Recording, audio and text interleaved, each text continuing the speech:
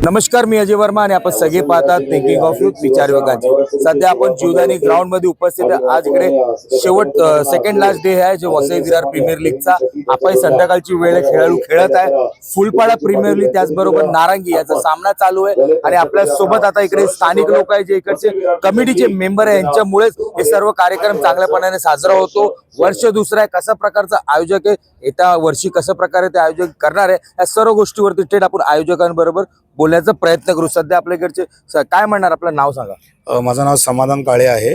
आम्ही या VVPL या दुसऱ्या वर्षात या ठिकाणी आलेलो आहोत आणि माननीय रोहनजी सावंत नगरसेवक आणि तसेच पंकजी ठाकूर यांच्या अध्यक्षतेखाली ही सगळी मॅच आणि या टुर्नामेंट्स होतात आहे आणि एक मोठा प्लॅटफॉर्म आम्ही दिला आहे आमच्या या सर्व मुलांना जे काही चांगले क्रिकेट खेळतात हे आपल्या ग्रामीण भागातनं वसई तालुक्यातनं तसेच या जिल्ह्यात ऑल इंडियाचे आयकॉनसुद्धा या स्पर्धेला लाभलेले आहेत। तर एक मोठा प्लॅटफॉर्म बहुजन विकास आघाडीने या ठिकाणी खेळाडूंसाठी दिला आहे आणि चांगल्या प्रकारे आयोजन नियोजन तुम्ही बघत असाल।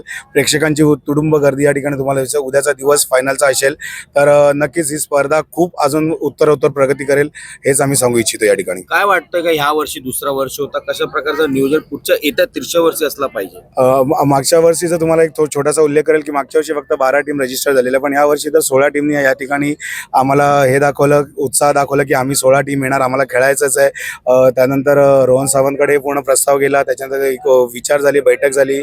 ऑलमोस्ट जवळपास 300च्या आसपास खेळाडू रजिस्टर झाले। लिलाव पद्धती खूप सुरेख पद्धतीने झालेलं आहे।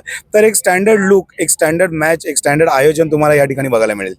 अजून लोकांबद्दल चर्चा करण्याचा प्रयत्न करू। सध्या खेळाडू पण आहे आणि या कमिटीचे मेंबर पण आहे। काय म्हणणार रोहन सावंत आणि पंकज ठाकूर यांनी आयोजक केलेला हे वसई विरार प्रीमियर लीग वर्ष दुसरा, काय वाटतं की येत्या वर्षी आपल्याला कशा प्रकारे युवकांना अजून चांगल्यापणे प्लॅटफॉर्म भेटला पाहिजे? या वर्षी तर आम्ही प्लेयर रजिस्ट्रेशन केलं, पुढच्या वर्षी आपण टीम रजिस्ट्रेशन आणि ऑप्शन करायचा प्रयत्न चालू आहे आणि पुढच्या वर्षी अजून काय नवीन इम्प्लिमेंट करायचं ते आपण ट्राय करू। या प्रकारे ISPL चे मोठे मोठे प्लेयर आपल्या ह्या प्लॅटफॉर्मवरती येतात आणि खेळतात आपल्या टीम बरोबर, तर इकडचे जे प्रेक्षक आहेत त्यांना पण मनात एक उत्सुकता असते तर त्यांना बघण्यासारखे आणि त्यांचे खेळ बघण्यासारखे, त्यावरती काय म्हणणार का येत्या टायमाला आपण कशा प्रकारे असणार? ISPL हे टुर्नामेंट मेन तर ISPL कॉन्सेप्टच आहे।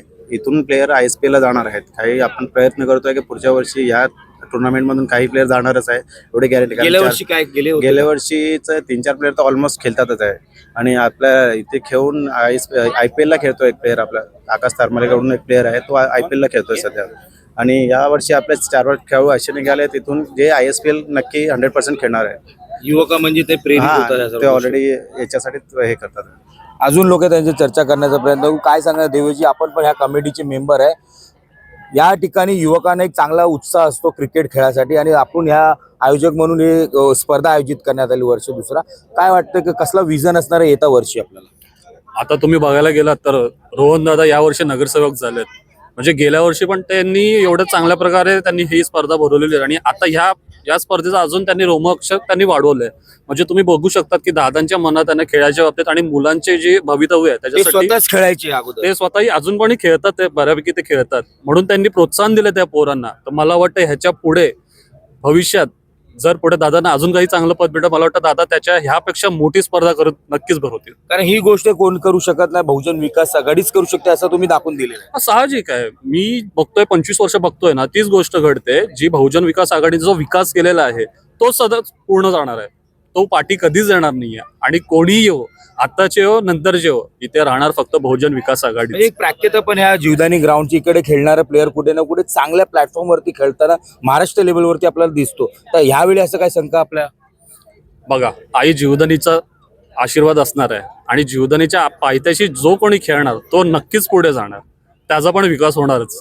महत्वाची गोष्ट आहे, ज्या प्रकारे बाजूला आई जीवदानीचा पायथा मंदिर आहे आणि त्या बाजूलाच लागलेला ग्राउंड आहे, त्या प्रकारे आयोजकांनी थेट सांगितलेलं का वर्ष दुसरा आहे आणि चांगल्यापणाने आपण साजरा करण्याचा नेहमी प्रयत्न करतो।